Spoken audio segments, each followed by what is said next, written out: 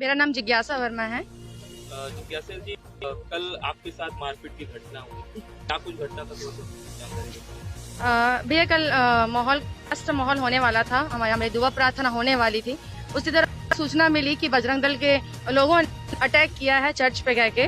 फिर हम धीरे धीरे करके हम वहाँ से निकलने लगे, क्योंकि उनकी हम स्थिति जानते हो किस तरीके से हम करते हैं हमारे साथ। तो हम निकले, लास्ट में हम और मेरी फैमिली बची हुई थी।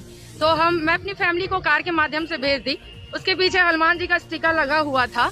मैं 4 सालों से अपनी छोटी सी गवाही यहाँ पे देना चाहूंगी। मैं पिछले 4 सालों से मैं बिस्तर में थी। डॉक्टर ने जवाब दे दिया था, मेरी स्थिति ऐसी थी कि मैं मरने के योग्य हो गई थी। लेकिन जब मैंने परमेश्वर को जाना और मेरे लिए जब प्रार्थना दुआ हुआ, तो मैं प्रभु के खिलाफ प्रभु के लिए मेरी श्रद्धा बढ़ी। मैं हिंदू फैमिली से हूँ, मैं आज भी वर्मा लिखती हूँ। कोई धर्मांतरण नहीं, कोई बत्तीसमा नहीं, कोई को ये क्या बोलते हैं, जो बोलते हैं ना धर्म परिवर्तन।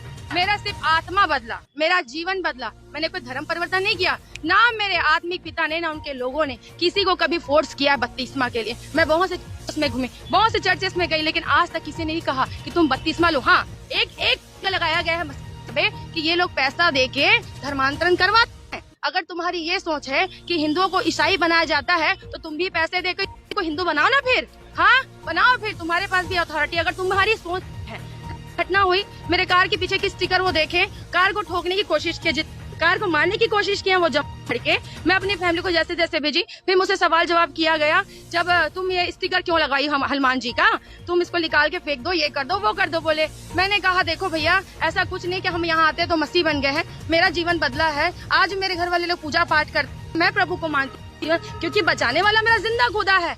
तो मैं उसको मानूंगी जिसने मेरा जीवन दिया, मेरे को जीवन दिया है ना। मैं अपने जिंदा परमेश्वर को मानूंगी। तो मैंने ये बात रखी। फिर जितने जवान थे मुझ पे लग गए, प्रभु को गंदी गंदी चीजें बोले, हालांकि का मजाक उड़ाया उन्होंने। उसके बाद वो ज्योति शर्मा बीच में से घुस के आई। फिर मेरे ऊपर चढ़ के बोलती है कि मेरे लोगों को तूने क्या बोला, मुझसे बात कर। तो मेरे दिमाग में आया कि इनके बच्चे नहीं लपाए, तो अपनी अम्मा को बुला के ला लिए। फिर वो चढ़ने लग गई, मेरे ऊपर झगड़ा करने लग गई। फिर मुझे बोलती है चप्पल उठा के मारूंगी क्या। फिर हमारा बहस हुआ। मैं बोली आंटी मैं क्या गलत बोली आपको, मैंने बस बताया कि ये बात है आंटी, मेरा जीवन बदला है। मैं बहुत तकलीफ में थी, दर्दों में थी, दर भटकी। मैं डॉक्टरों के दर पे गई, सारे लोगों ने हाथ खड़ा कर दिया कि कुछ नहीं हो सकता तुम्हारी जिंदगी का। लेकिन मेरे परमेश्वर ने, मेरे यीशु नासरी ने मुझे बचाया, मुझे नया जीवन दिया। इसलिए मैंने अपना जीवन परमेश्वर को समर्पित किया। मैं आज भी वर्मा हूँ, मैं आज भी हिंदू, मैं डंके की चोट में बोलती हूँ, आज भी मैं जिज्ञासा वर्मा ही लिखती हूँ। मेरे घर में पूजा पाठ होता है। बस मैंने अपना जीवन परमेश्वर को दिया है। ये सारी बातें हुई, आंटी मुझ पे चढ़ने लगी। पीछे से अंकल थे, मुझे नहीं पता, उनका नाम नहीं पता। राकेश शिंदे का नाम जरूर लेना चाहूंगी, क्योंकि वो चर्च में घुसे थे तोड़ फोड़ करने के लिए। जब अंदर थे तब वो एंटर किए थे। उसके बाद वो अंकल पीछे से बोलते हैं, परमेश्वर का मजाक उड़ा के बोलते हैं कि हमको भी ठीक करो, अपने यीशु को यहाँ पे बुलाओ। बोले तो मैंने कहा अंकल आप भी श्रद्धा के साथ परमेश्वर के भवन में आइए, प्रभु आपको भी ठीक करेंगे।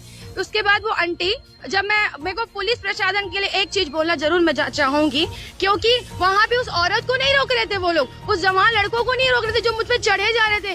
पुलिस वाले मुझे हटा रहे थे, वहाँ से मुझे धक्का देके हटा रहे थे। वो सारे के सारे मुझ पे चढ़े जा रहे थे मुझे मारने के लिए। फिर मैंने जब पीछे मुझे सरकाया गया, तो वो आंटी मुझे बेल्ट और डंडे लेके मारने के लिए दौड़ाई। मेरे को कंटिन्यू मेरे को अग्रसेन चौक तक दौड़ाते गई। मैं ऑटो के माध्यम से वहाँ जैसे जैसे मैं निकली, मुझे मारने की धमकी भी दी वो। आज मैं अगर एक चीज मैं डेफिनेटली बोलना चाहूंगी, परमेश्वर ने ये मौका मुझे दिया है। वो धर्म के नाम में इतना दंगेबाजी करती है। मैं उसी हिंदू धर्म पे आज सवाल करना चाहती हूँ कि हिंदू धर्म में भी छोटी बच्चियों का रेप किया जाता है, छोटी औरतों का रेप किया जाता है, तो वो कहाँ रहती है धर्म की ठेकेदार? तब क्यों सामने नहीं आती वो? तब क्यों कुछ नहीं करती वो?